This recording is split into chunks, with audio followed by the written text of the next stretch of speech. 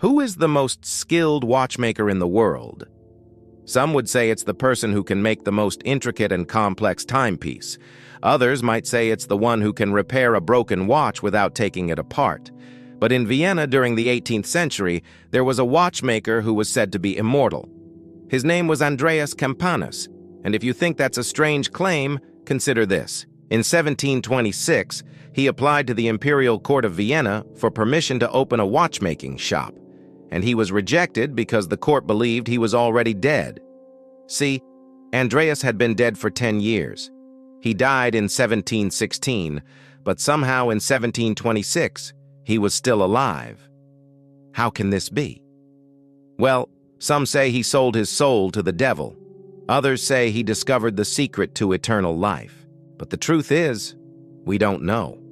What we do know is that after being rejected by the imperial court, Andreas went on to become a legendary figure in Vienna, a ghost who walked the city at night, repairing clocks and watches for anyone who needed it, always for free.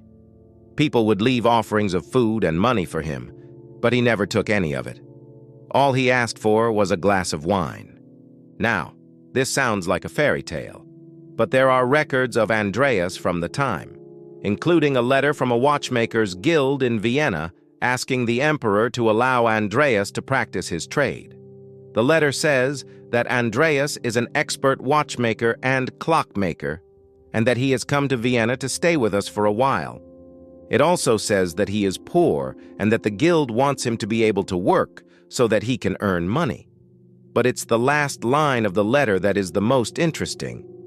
It says that Andreas is a man who has already died once and has risen from the dead. Now, I don't know about you, but if someone showed up at my door claiming to be an expert watchmaker who had died and come back to life, I would be a little skeptical.